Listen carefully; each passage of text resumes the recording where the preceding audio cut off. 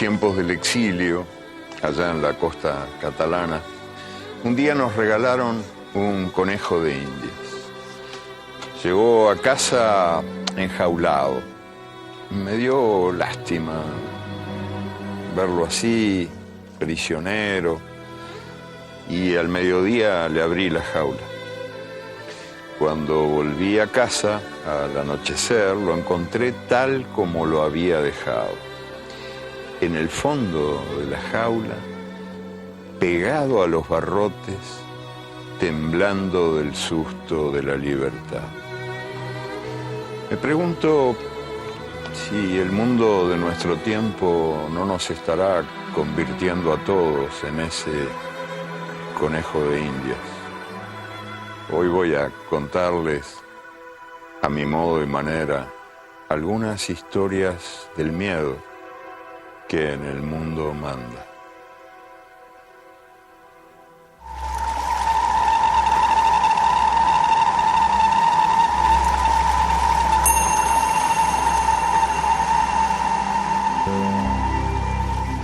El hambre desayuna miedo y el miedo al silencio aturde las calles. El miedo amenaza. Si usted ama, tendrá sida. Si fuma, tendrá cáncer. Si respira, tendrá contaminación. Si bebe, tendrá accidentes. Si come, tendrá colesterol. Si habla, tendrá desempleo. Si camina, tendrá violencia. Si piensa, tendrá angustia. Si duda, tendrá locura.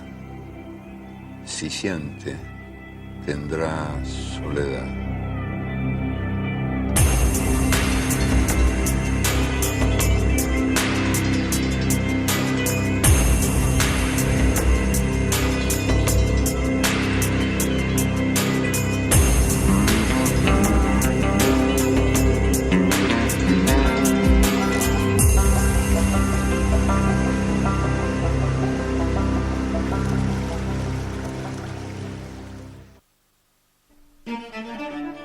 Los que trabajan tienen miedo de perder el trabajo y los que no trabajan tienen miedo de no encontrar nunca trabajo. Quien no tiene miedo al hambre, tiene miedo a la comida.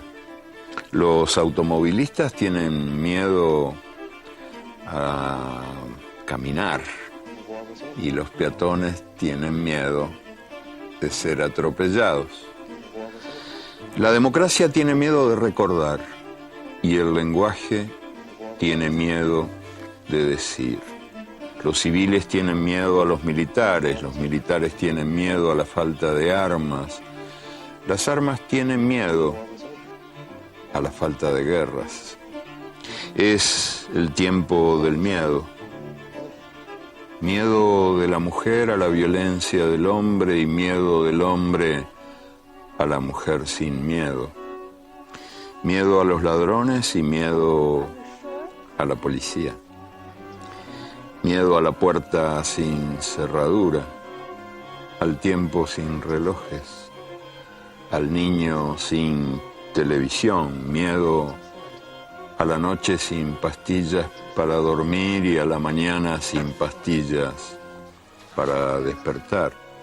Miedo a la soledad y miedo a la multitud, miedo a lo que fue, miedo a lo que será, miedo de morir, miedo de vivir.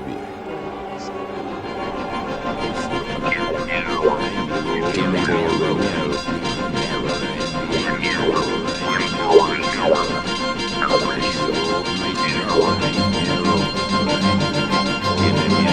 a la policía.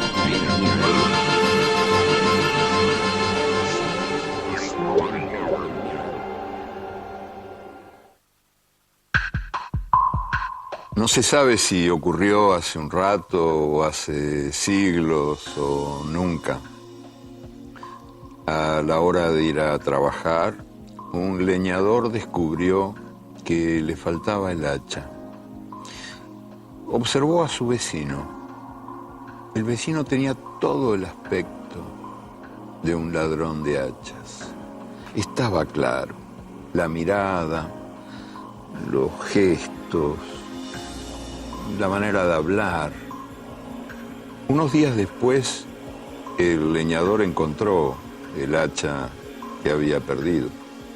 Y cuando volvió a observar a su vecino, comprobó que no se parecía para nada a un ladrón de hachas, ni en la mirada, ni en los gestos, ni en la manera de hablar.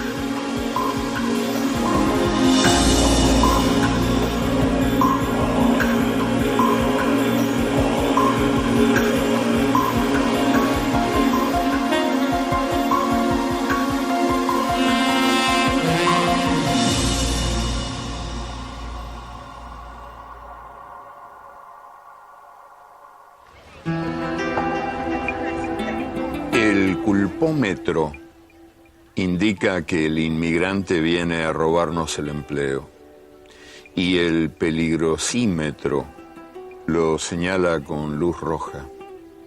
Si el intruso, el venido de afuera, es joven y pobre y no es blanco, está condenado a primera vista por indigencia, inclinación al caos o portación de piel.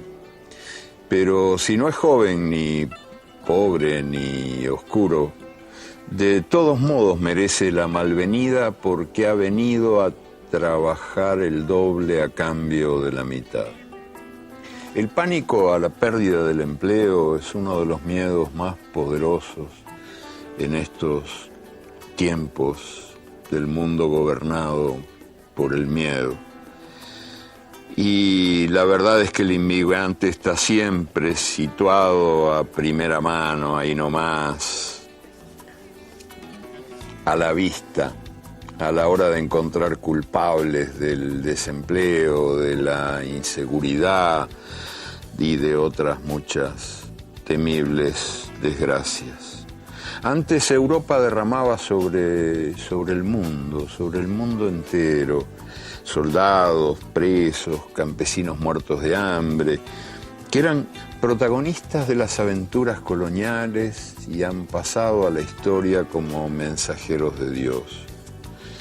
Era la civilización lanzada al rescate de la barbarie. Ahora el viaje ocurre al revés. Eso quiere ser la invasión de los invadidos. Los que llegan o intentan llegar desde el sur al norte son protagonistas de las desventuras coloniales que pasan a la historia como mensajeros del diablo. Es la barbarie lanzada al asalto de la civilización.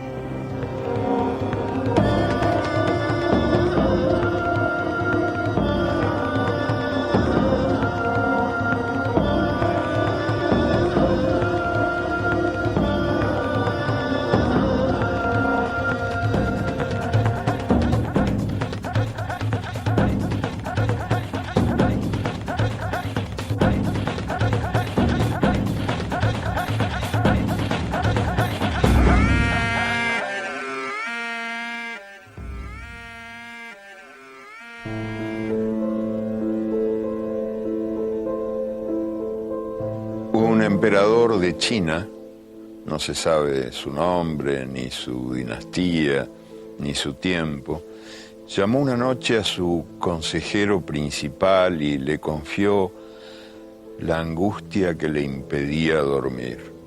Le dijo: nadie me teme. Como nadie le temía, nadie lo respetaba, y como nadie lo respetaba, nadie le obedecía. El consejero principal meditó un ratito y opinó: falta castigo.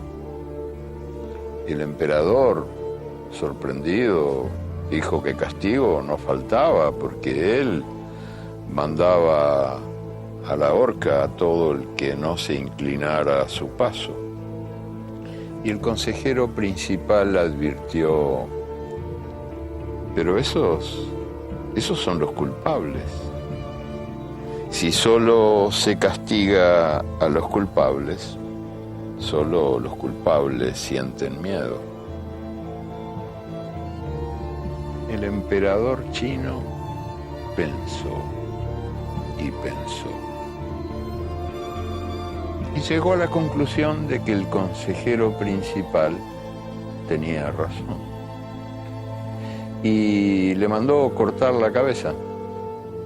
La ejecución ocurrió, una gran ceremonia pública en la Plaza Celestial, la plaza principal del imperio, y el consejero fue el primero de una larga lista.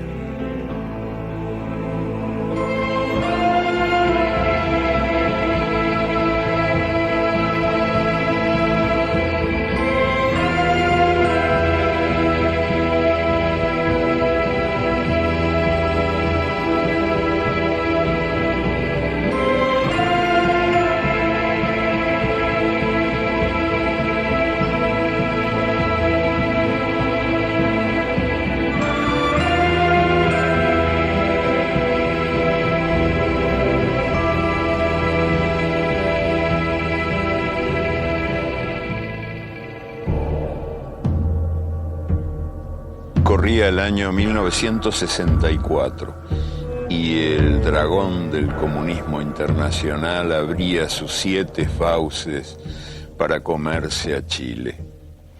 La publicidad, sobre todo la publicidad en la televisión, bombardeaba a los chilenos mostrando imágenes de iglesias quemadas, de tanques rusos, de guerrilleros barbudos que secuestraban a los niños y se los llevaban lejos.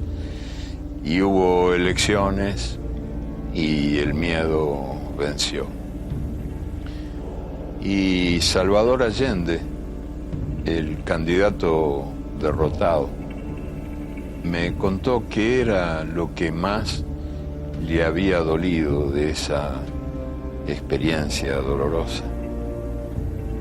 La empleada de la casa de al lado, la casa de al lado de su casa en el barrio de Providencia, era una pobre mujer que trabajaba 20 horas por día ocupándose de los niños, lavando y planchando la ropa, fregando, haciendo la comida, y del día a la noche trabajando sin parar. Esa pobre mujer que había envuelto su ropa en una bolsa de plástico y la había enterrado en el jardín porque tenía miedo de que si ganaban los rojos le expropiaran sus propiedades.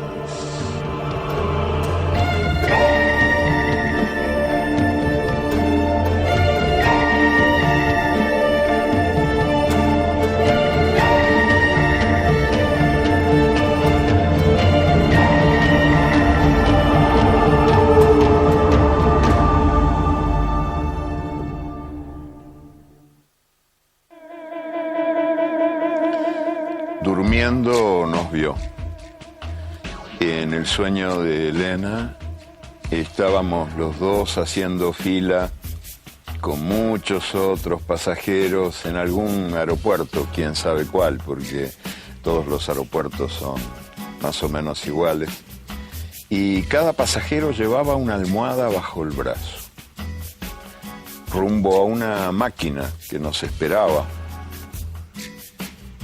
Pasaban las almohadas bajo la máquina y la máquina leía los sueños de la noche anterior. Era una máquina detectora de sueños peligrosos para el orden público.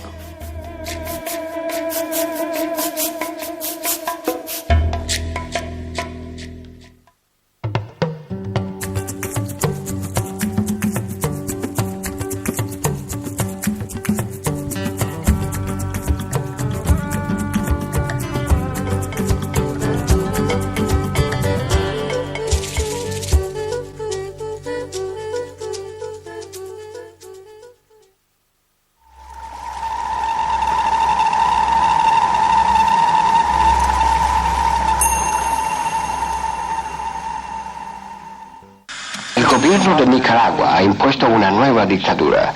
Se ha negado a convocar las elecciones que prometió. Se ha apoderado de casi todos los medios informativos y todos ellos están sujetos a una rigurosa censura previa. Quiero decirles a los que invocan la memoria del Vietnam que no hay intención alguna de enviar tropas de combate americanas a Centroamérica. Tiene pánico a la invasión, el país que nadie ha invadido jamás y que sin embargo tiene la mala costumbre de invadir a los demás. En los años 80 el peligro se llamaba Nicaragua. El presidente Ronald Reagan asustaba a la población y denunciaba el inminente peligro, la amenaza de la invasión que iba corriéndose desde América Central, México, vía Texas, entrando en los Estados Unidos y apoderándose del país, mientras a espaldas del presidente un mapa ilustraba esa gran mancha roja que avanzaba. La teleaudiencia espantada no tenía la menor idea de dónde quedaba Nicaragua, ni sabía que ese pobre país descalzo había sido arrasado por una dictadura de medio siglo, fabricada en Washington, y después por un terremoto que no dejó nada en pie. Y esa teleaudiencia asustadísima tampoco sabía que este país feroz tenía en total 5 ascensores y una sola escalera mecánica que no funcionaba. Vendrá la guerra. Yo me envolveré en su sombra y como un fiero león, protegeré esta tierra. Nadie detendrá esta victoria. Armado de futuro. ¡Luchamos para vencer!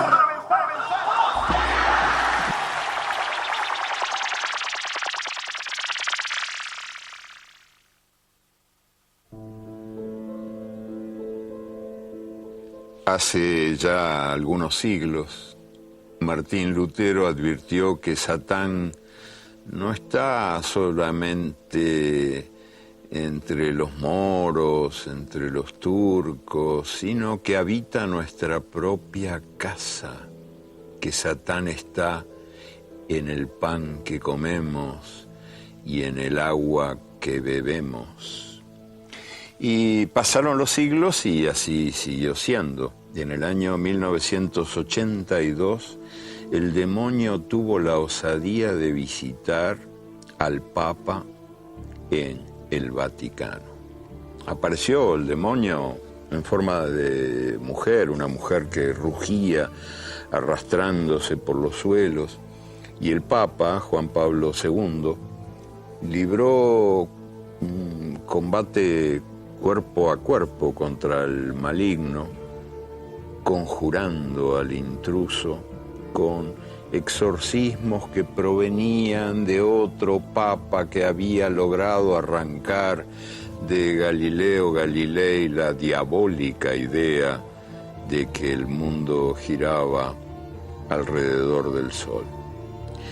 Y cuando el demonio apareció en forma de becaria en el salón oval de la Casa Blanca, el presidente Bill Clinton no lo conjuró usando ninguno de esos anticuados métodos católicos de exorcismo, sino que Clinton expulsó al maligno, arrasando Yugoslavia en una guerra de 3 meses.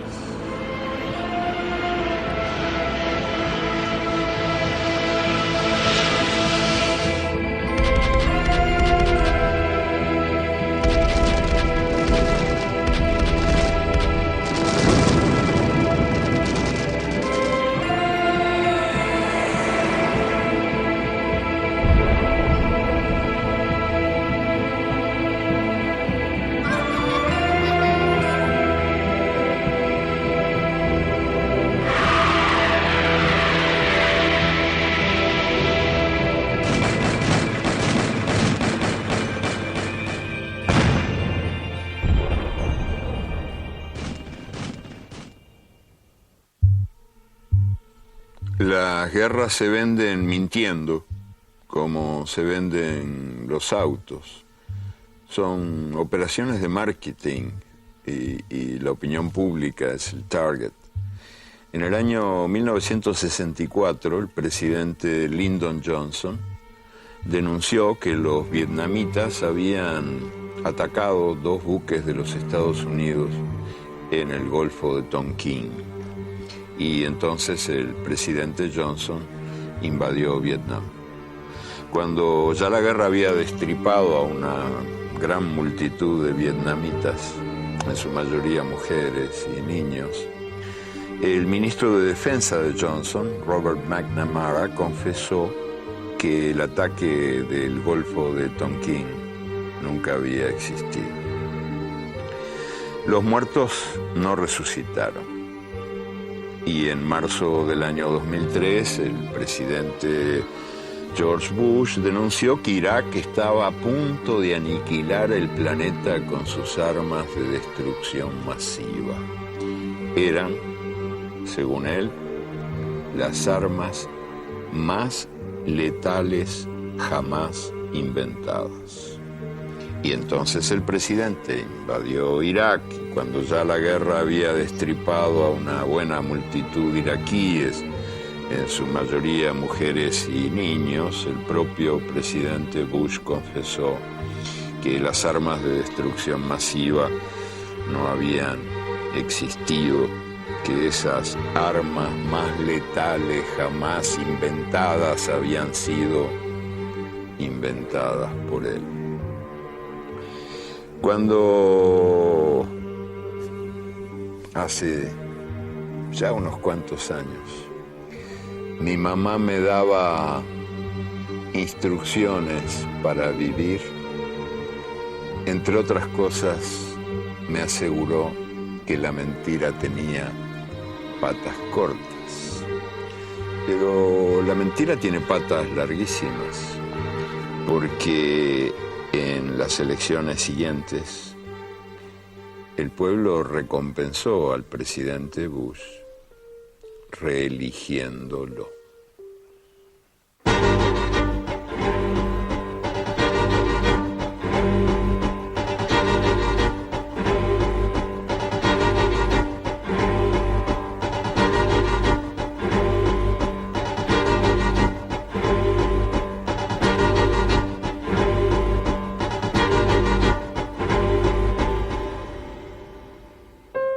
Doña Chila Monti ya tenía unos cuantos años y estaba más cerca del arpa que de la guitarra.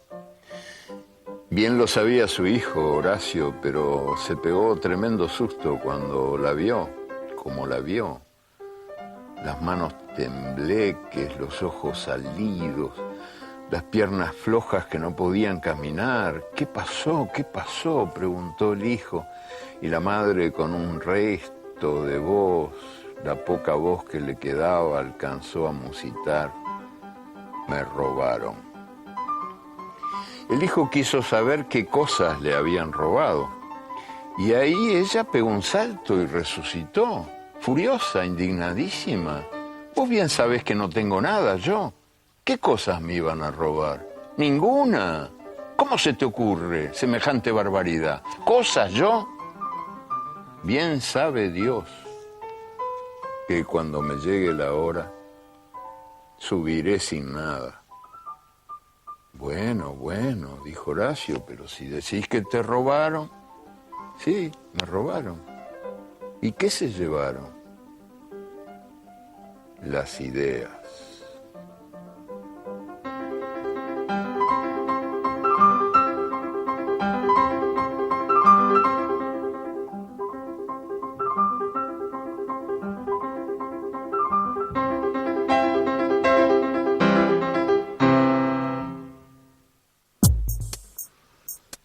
Los peluqueros me humillan cobrándome la mitad. Cada pelo que pierdo, cada uno de mis últimos cabellos, es un compañero que cae y que antes de caer ha tenido nombre o por lo menos número.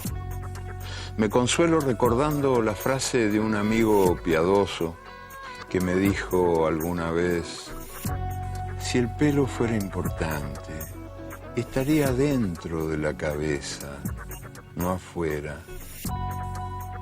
Y también me consuelo comprobando que en todos estos años se me ha caído mucho pelo, pero ninguna idea. Lo que es una ventaja si se compara con tanto arrepentido que anda por ahí.